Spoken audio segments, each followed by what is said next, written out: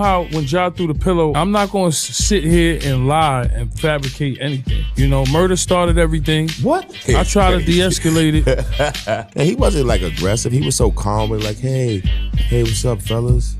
Like, Motherfuckers is throwing pillows. oh, Yeah, Ja Rule, see, the pillow Ja Rule threw at so fast. why you talking to me, bro? That's why I just like, nigga, what the f you talking to? Like, it was like, let's just troll him. That's why I pulled out the camera and just started trolling him. Suck Ja Rule on the plane. Suck ass up. You know, nothing wasn't serious gonna happen with Ja Rule on the plane. So we were just having fun with this, and it was actually funny. You know, he sat right in front of us. I just knew it wasn't going to work out.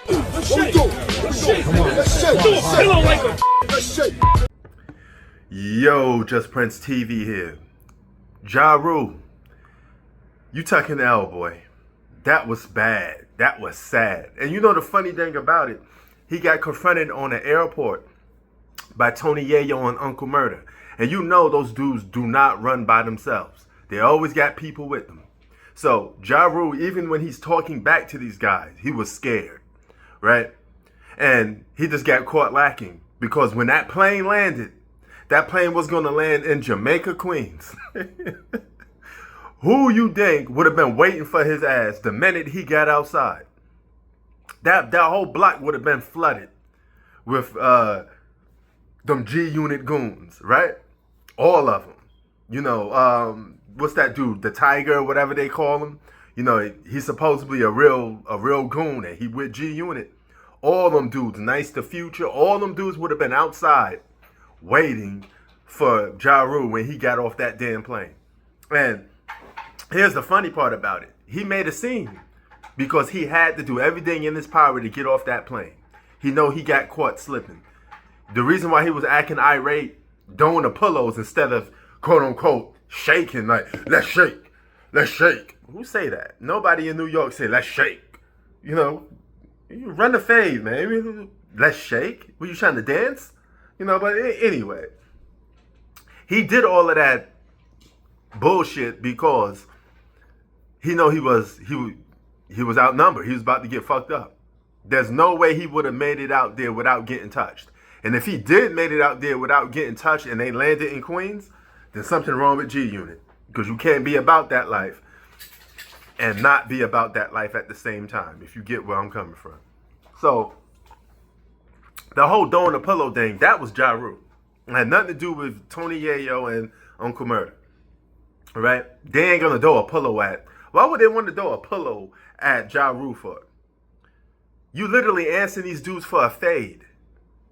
And the best thing you could come up with is throwing a pillow at them? If it's really popping like that, you sitting there being irate, flexing your muscles, force the action.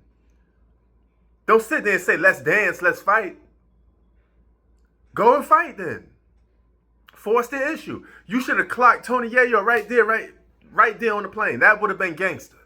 You would have got kicked off the plane, but clocked him. If that's what you asking for, you say, let's shake, then shake on that plane. Yeah, you would have been risking your flight privileges. You know, Tony Yayo wasn't willing to risk that. He wanted to eat them caviar pancakes.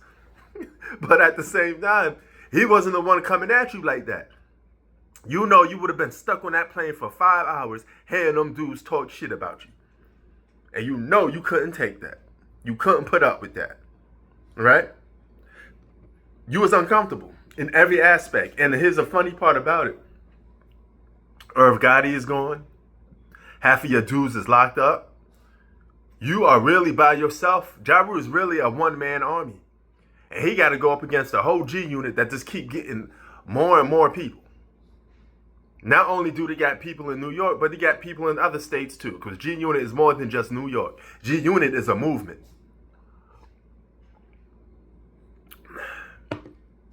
And you lucky 50 wasn't on there.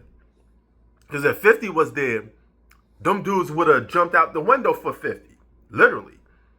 Right? And they would have acted up even more because 50 there. So they got to show and prove. Right? Uncle Murder don't even got no real beef with Ja Rule. But you see, he picked his side. That's what life is all about. He picked sides. And he was going at Ja Rule. You know?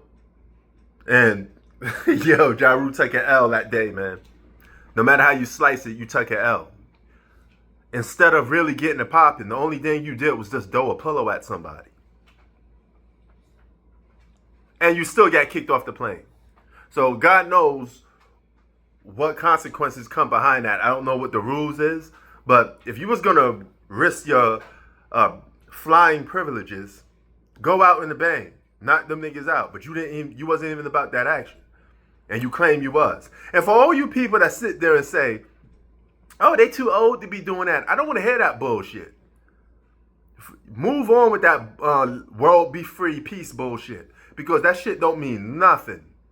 In the grand scheme of things, if you shot at me, you stabbed at me, you shot my mother's house up, like in Tony Yayo's case, I'm not forgiving nothing. I'm not letting nothing ride. It's enemies to the death date.